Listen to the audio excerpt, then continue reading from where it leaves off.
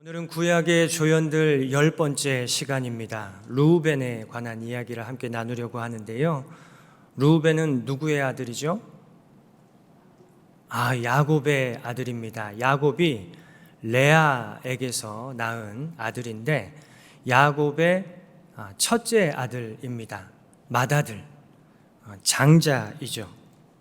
구약에 보면 하나님께서 장자를 매우 특별하게 여기신다는 것을 알 수 있습니다. 그래서 구약 성경을 우리가 읽어보면 이 장자에게는 장자의 명분이라고 해서 세 가지의 특권을 주는 것을 우리가 확인할 수 있습니다.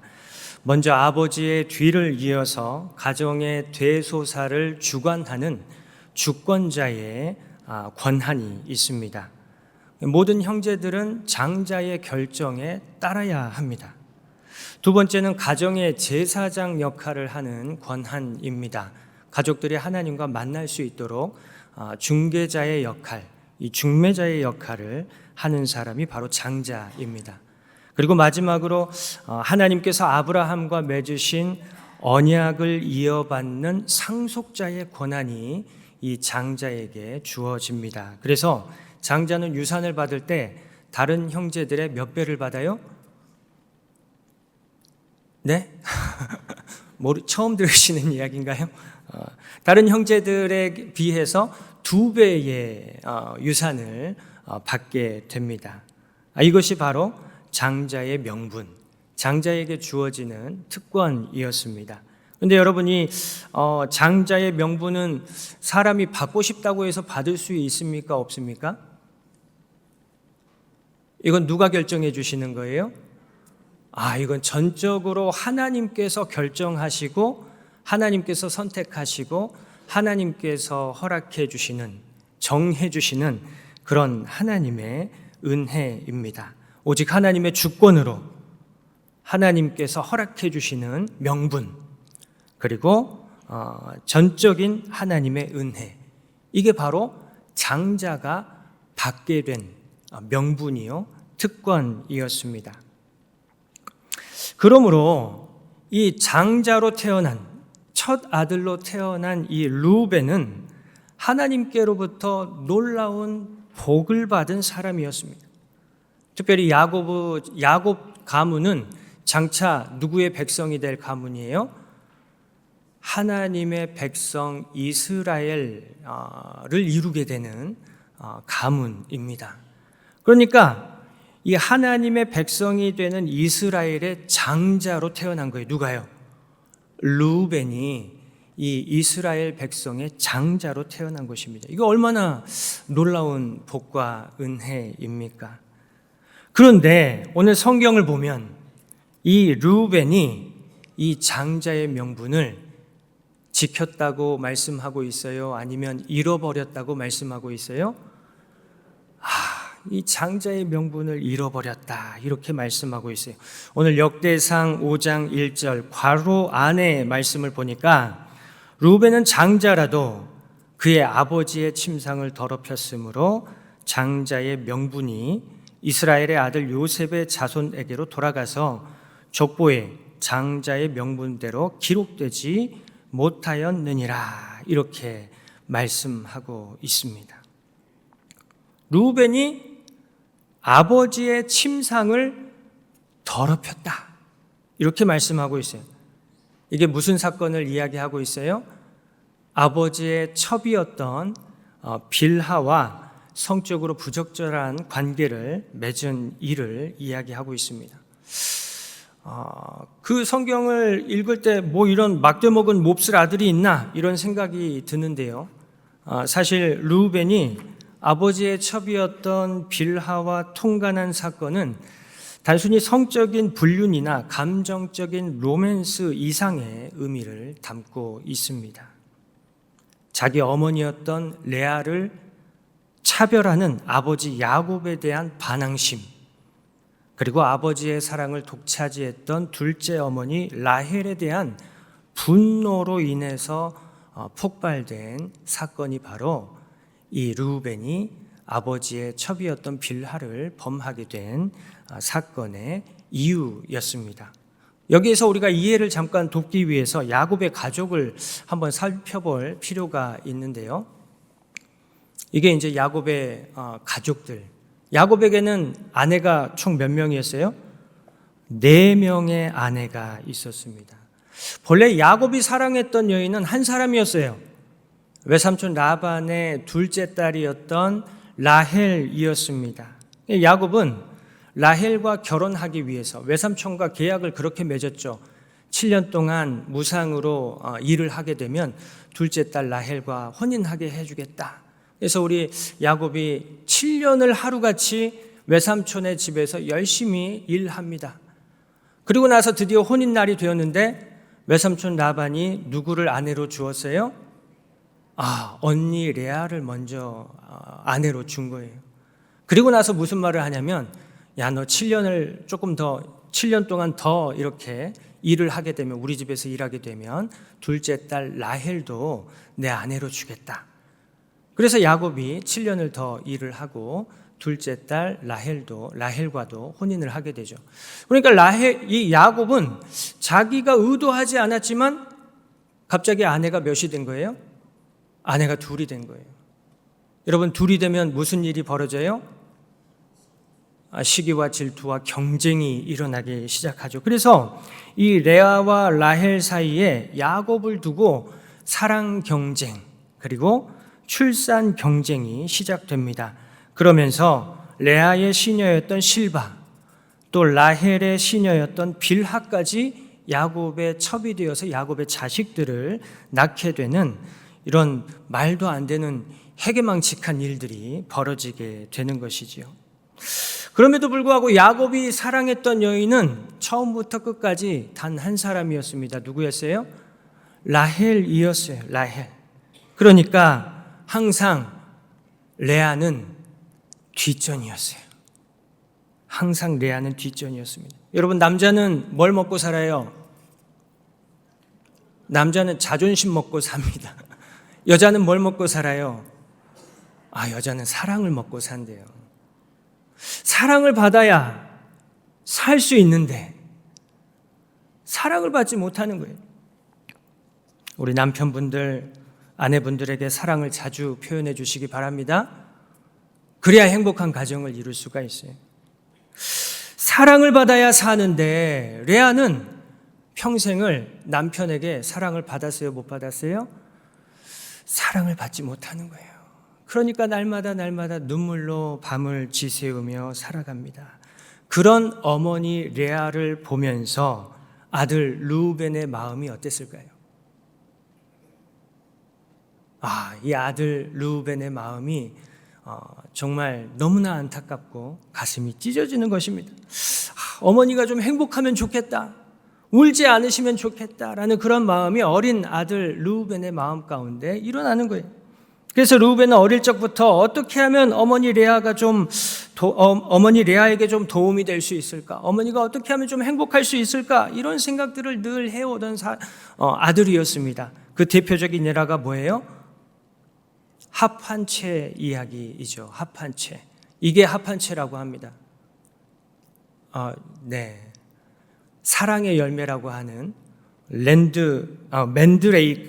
맨드레이크라는 식물이라고 합니다.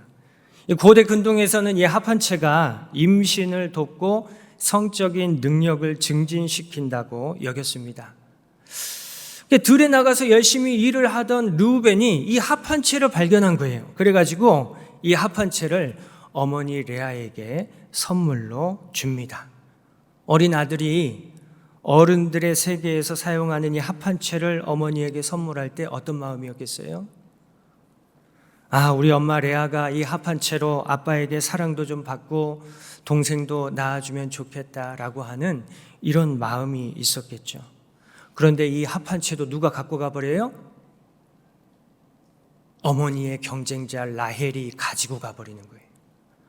그러니까 이 어릴 적부터 이 르우벤의 마음 가운데 둘째 어머니였던 라헬에 대한 어떤 마음이 있었겠어요? 이 분노의 마음이 있었던 거예요. 그 분노를 꾹꾹 참고 누르면서 르우벤은 성장했습니다. 그러던 중에 라헬이, 둘째 어머니 라헬이 막내 베냐민을 낳다가 갑자기 운명을 달리하게 됩니다. 죽게 돼요. 아버지 야곱의 사랑을 독차지했던 라헬이 죽었습니다. 르우벤이 속으로 무슨 생각이 있겠어요?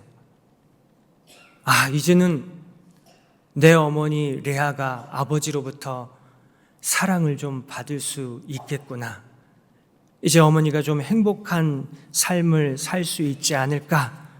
오랜 시간 소름당하셨는데 우리 어머니 이제 좀 행복하시겠구나 라는 그런 생각을 했겠죠. 그런데 르우벤의 바람대로 됐을까요? 안 됐을까요? 르우벤의 바람대로 되지 않았어요. 옆에 어머니 레아가 있음에도 불구하고 아버지는 자기 어머니 레아를 사랑해 주지 않아요. 그리고 자기 옆에 있지도 않은 세상을 떠나버린 라헬을 생각하면서 라헬만 그리워하면서 계속해서 슬퍼하고 있는 것입니다. 이 모습을 보면서 이 르우벤이 얼마나 화가 났겠어요. 어릴 때부터 꾹꾹 누르면서 참아왔던 그 라헬에 대한 분노와 아버지에 대한 반항심이 폭발하면서 내가 뭔가 일을 저질러야 되겠다. 이렇게 마음을 먹고 범한 일이 무엇이었냐면 라헬의 시녀였던, 그리고 아버지의 첩이었던 빌하를 통간한 사건이었습니다. 이것을 성경은 아버지의 침상을 더럽혔다 이렇게 기록하고 있어요. 여러분, 아버지의 침상을 더럽혔다는 것은 사실상 아버지에 대한 도전이었습니다. 아버지에 대한 모욕이었습니다. 아버지에 대한 공격이었습니다. 다윗의 아들 압살롬이 아버지 다윗을 쫓아내고 예루살렘 성을 점령했을 때 압살롬이 무슨 일을 저질러요? 백주 대낮에 사람들이 모두 보는 곳에서 아버지 다윗의 후궁들을 범하는 일을 저지릅니다. 그것이 바로 아버지 다윗에 대한 반역이었고 도전이었습니다. 다윗이 죽고 솔로몬이 왕이 되었을 때에 다윗의 넷째 아들이었던 아도니아가 다윗의 첩이었던 아비삭을 아내로 청했다가 솔로몬에게 죽임을 당하는 사건도 있습니다. 이것도 자기가 아닌 솔로몬에게 왕위를 물려준 아버지를 모욕하고 아버지에 대해서 도전하는 그런 행위였기 때문에 이 아도니아가 목숨을 잃게 되는 것이죠. 그래서 레위기 20장 11절에도 보면 이렇게 말씀하고 있어요. 누구든지 그의 아버지의 아내와 동침하는 자는 그의 아버지의 하체를 범하였은즉 둘 다 반드시 죽일지니 그들의 피가 자기에게로 돌아가리라. 이것은 하나님 앞에 범죄함이다 이렇게 말씀하고 있어요. 아버지에게 반항하는 것, 아버지에게 도전하는 것, 아버지를 모욕하는 것, 아버지를 공격하는 것, 이것은 바로 하나님의 뜻이 아니다. 이것은 하나님 앞에 죄다라고 분명하게 말씀하고 있습니다. 그래서 아버지 야곱에 대한 반항심과 둘째 어머니 라헬에 대한 분노로 아버지의 하체를 더럽히고 침상을 더럽힌 르우벤은 장자로 태어났음에도 불구하고 장자의 명분을 잃어버리게 되는 저주를 받게 됩니다. 르우벤의 이야기는 우리에게 책임에 관한 교훈을 생각하게 합니다.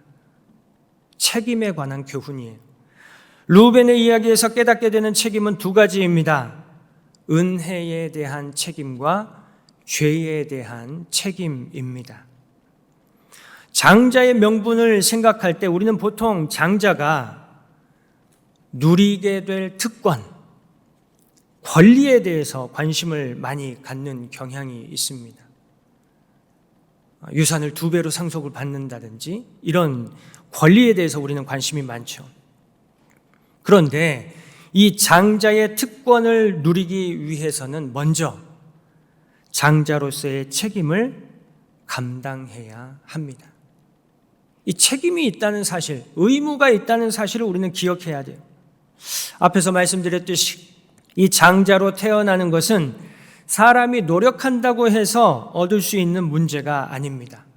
이 장자로 태어나는 것은 전적인 하나님의 선택이요 은혜입니다. 그런데 이 은혜, 하나님께서 이 은혜를 베풀어 주실 때 하나님의 은혜를 받은 사람은 그 은혜에 대하여 감당해야 할 책임과 의무가 뒤따른다는 사실을 우리는 기억해야 합니다.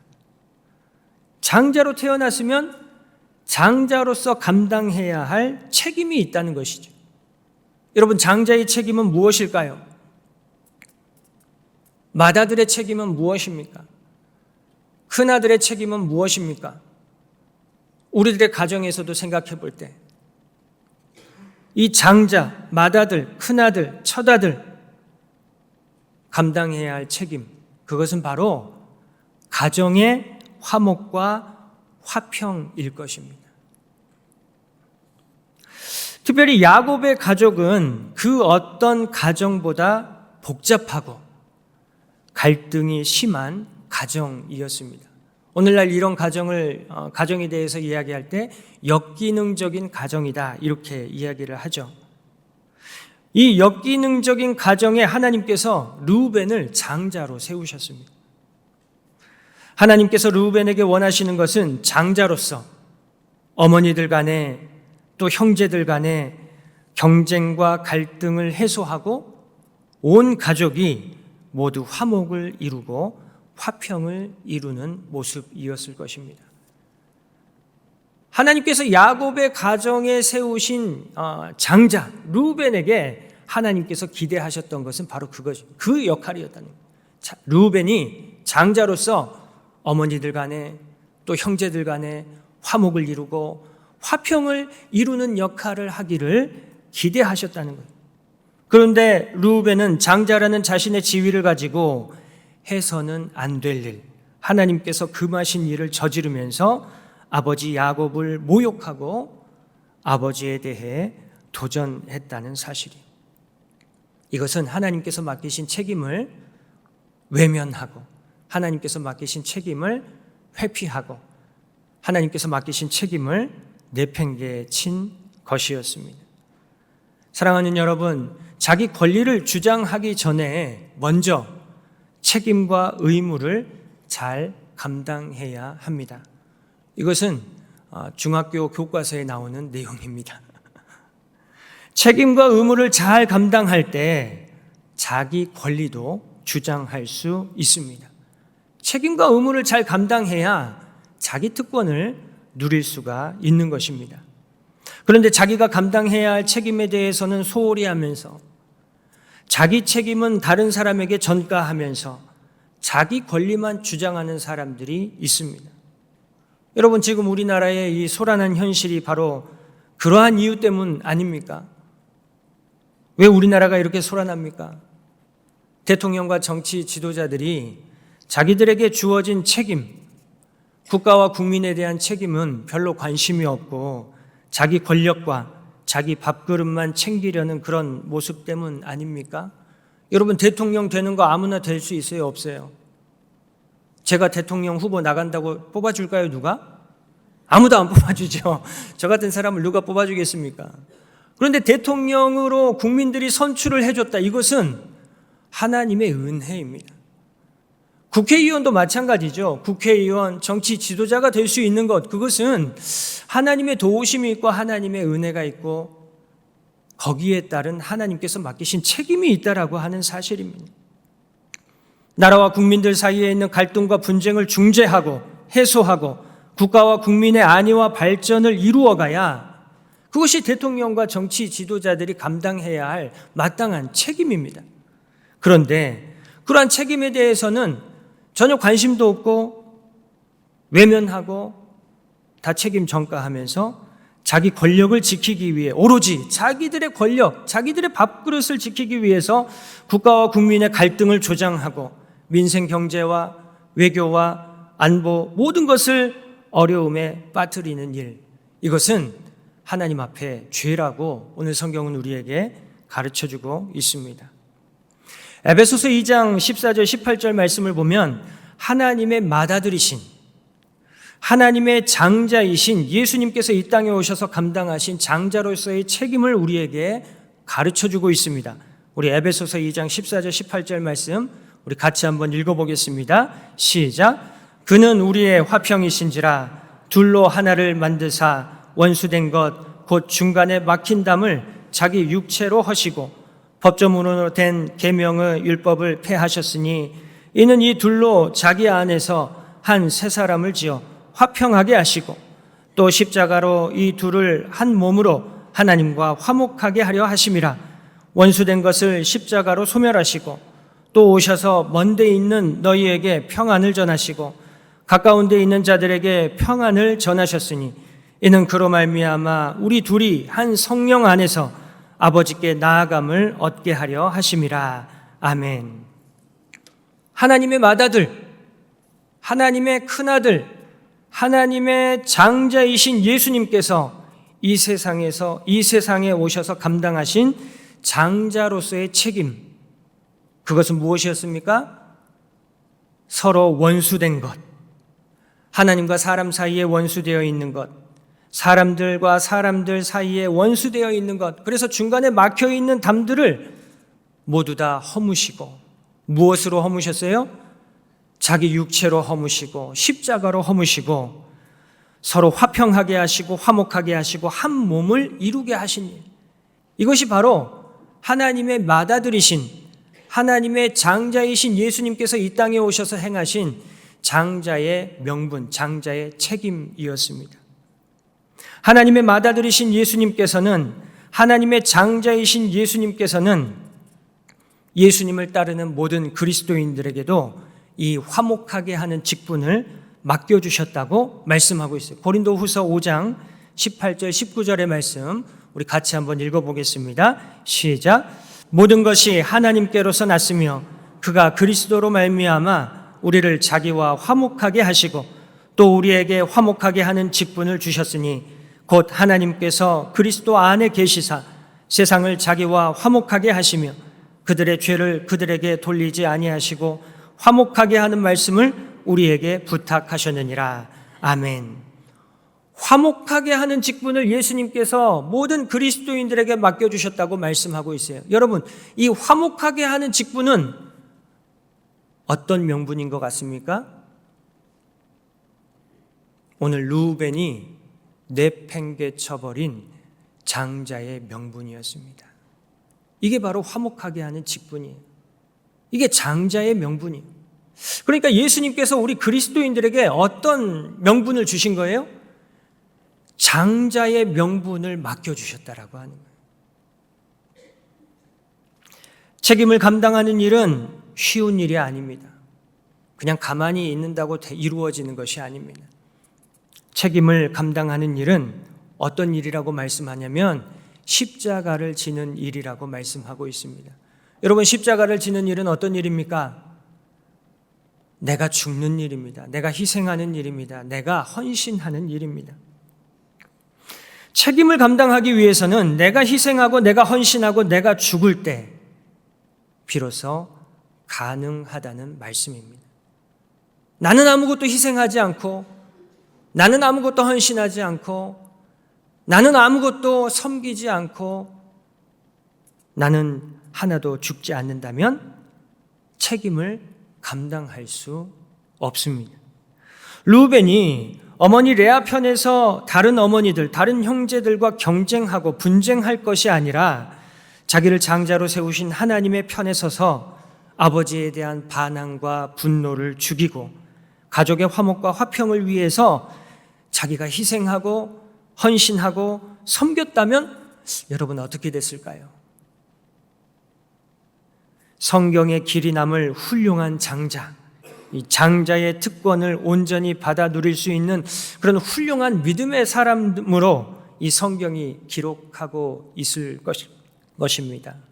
이 장자의 특권은 하나님께서 허락해 주신 전적인 은혜입니다. 그렇다면 예수님께서 우리에게 화목하게 하는 직분을 맡겨주셨다. 이것은 은혜입니까? 은혜가 아닙니까? 이거 너무나 귀한 은혜라는 거예요.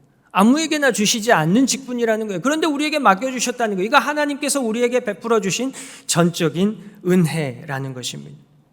그렇다면 은혜를 받았어요. 뭘 져야 돼요? 책임을 져야 된다는 거예요. 받은 은혜에 대한 책임을 져야 된다는 거예요. 우리 역시 하나님께 받은 은혜에 대해서 책임을 지면서 살아가야 한다는 말씀입니다.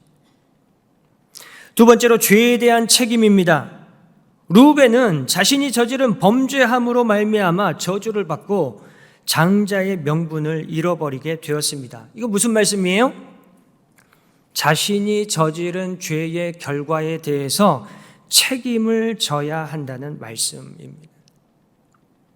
아니, 예수님께서 이미 십자가에서 우리의 모든 죄를 다 용서해 주셨는데 용서받았으면 됐지 뭘 또 책임을 져야 되나요, 우리가? 여러분, 맞습니까? 맞습니까? 틀립니까?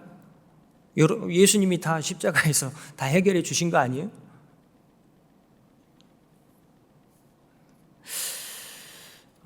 여러분, 예수님께서 십자가를 지심으로 우리의 모든 죄를 이미 대속해 주셨습니다. 용서해 주셨습니다. 믿습니까? 아멘.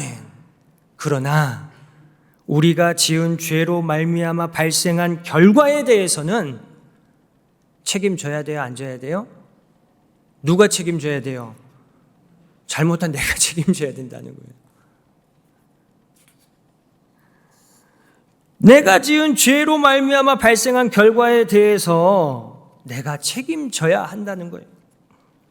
여러분, 이 부분을 잘못 이해하고 잘못 가르치니까 오늘날 한국교회는 너무나 무책임하고 몰상식한 공동체가 되어버렸어요. 다 예수님한테 또 넘겨버려요. 여러분, 상식적으로 우리가 생각해 볼 때 사람이 자기 말과 행동에 대해 책임져야 됩니까? 안 져야 됩니까? 여러분, 이건 상식이에요, 상식. 자기 입에서 나온 말에 대해서, 자기가 행동한 행동에 대해서 책임을 지는 것은 상식입니다, 상식. 그런데 교회 안에 어떤 분들은 자기 말로 범한 죄, 자기 행동으로 범한 죄에 대해서 예수님께서 이미 다 용서해 주셨다면서 자신의 죄로 말미암아 상처받고 엉망이 된 결과에 대한 책임을 외면해 버리는 거예요. 여러분, 예수님께서 죄에 대한 모든 책임 외면하라고 우리에게 용서해 주셨을까요, 우리를? 그렇지 않습니다. 자신의 죄에 대한 책임을 지라고 용서해 주신 줄로 믿습니다. 예수님께서 용서해 주셨으니까 자기가 지은 죄를 자기가 책임져야 한다는 거예요. 여러분, 죄에 대해 책임 안 져도 된다면 르우벤은 장자의 명분을 계속해서 누려야 되는 거 아니에요? 그렇지 않습니까? 죄에 대해 책임 안 져도 된다면 르우벤은 계속 야곱의 장자의 역할을 했어야 했습니다. 그러나 하나님께서는 르우벤이 저지른 죄에 대해 책임을 물으셨어요. 르우벤의 장자의 명분을 다른 형제들에게로 돌린 것입니다. 예수님께서 용서해 주셨으니 자기 죄에 대해 책임질 필요 없다고 한다면 여러분, 계속 죄 지어도 돼요, 안 돼요? 여러분, 계속 죄 지어도 되죠. 사람 죽여도 되죠. 왜요? 내가 사람 죽여도 예수님 이미 다 용서해 주셨거든요. 그렇지 않습니까? 여러분, 이런 사상은 복음을 변질시키는 이단들의 사상이에요. 이 이단들의 사상에 너무 많이 우리가 물들어 있습니다. 참된 그리스도인은 말과 행동으로 죄를 범하지 않도록 늘 조심해야 합니다. 왜요? 자기 말과 자기 행동에 대해서 자기가 책임져야 하기 때문입니다. 자기 죄에 대해 책임져야 하기 때문입니다. 내 마음대로, 내 생각대로 말하고 행동하면 그러니까 돼요, 안 돼요? 그래서 안 되는 거예요. 그래서 안 되는 거예요. 항상 우리는 하나님의 뜻에 합당하게, 복음에 합당하게 살아가고 있는지 자기를 점검하고 말과 행동을 조심해야 합니다. 혹시 죄를 범했다면 반드시 뭘 져야 돼요? 책임을 져야 돼요, 책임을. 어떻게 책임집니까? 내 말과 행동으로 다른 사람에게 손해를 입힌 것이 있다면 손해배상해줘야 돼요, 안 해줘야 돼요? 손해배상 반드시 해줘야 됩니다. 이게 책임지는 것이죠. 말과 행동으로 누군가에게 상처를 주거나 시험 들게 했거나 관계가 틀어졌다면 어떻게 해야 돼요? 찾아가서 사과하고 화해하고 화목을 이루고 화평을 이루어야 합니다. 그것이 책임지는 삶입니다. 그것이 주님께 용서받은 그리스도인의 삶이요, 죄에 대해 책임지는 삶이고 화목하게 하는 직분, 장자의 명분을 감당하는 참된 그리스도인의 삶입니다. 사랑하는 여러분, 여러분 지금 하나님께 받은 은혜에 대해 책임지면서 살고 계십니까? 자신의 말과 행동에 대해서 자기가 지은 죄에 대해 책임지면서 살고 계십니까? 여러분, 하나님께서는 자기 백성을 끝까지 책임지시는 하나님이십니다. 믿으십니까? 여러분, 그렇다면 그 하나님께서는 자기 백성이 어떻게 살기를 원하실까요? 끝까지 자기에게 맡겨진 책임을 감당하며 살기를 바라실까요? 아니면 무책임하게 자기 책임 다 내팽개치면서 자기 마음대로 살기를 바라실까요? 자기 백성을 끝까지 책임지시는 하나님께서는 자기 백성 또한 하나님처럼 자기에게 맡겨진 책임을 끝까지 잘 감당하기를 바라고 계시는 줄로 믿습니다. 하나님의 백성은 하나님 앞에서 충실하게 자기의 책임을 감당하는 사람입니다. 하나님께서 허락해 주신 은혜에 대한 책임, 또 하나님 앞에서 범죄한 죄에 대한 책임, 이 책임을 감당할 때 하나님의 자녀로서의 특권, 하나님의 장자로서의 권리 또한 누릴 수 있습니다. 우리가 감당해야 할 책임의 핵심은 다른 것이 아닙니다. 어떤 직분이에요? 화목하게 하는 직분이에요. 화목하게 하는 직분. 우리를 위해 예수님께서 평화의 왕으로 이 땅에 오셨습니다. 이게 참 중요한 거예요. 예수님께서 우리를 위해 평화의 왕으로 이 땅에 오셨어요. 그 예수님을 본받아 예수님의 발자취를 따라 예수님의 뒤를 따라가는 그리스도인의 삶은 어떤 삶이어야 돼요? 화목을 이루는 삶이어야 할 줄로 믿습니다. 평화의 왕으로 이 땅에 오신 예수님을 본받아 예수님께서 맡겨주신 화목하게 하는 직분, 장자의 명분을 잘 감당하여서 은혜에 대한 책임, 죄에 대한 책임을 잘 수행하고 하나님의 장자로서의 특권, 하나님의 자녀로서의 특권을 누리는 저와 여러분 우리 신한교회 되기를 주님의 이름으로 간절히 축원합니다. 우리 함께 기도드리겠습니다.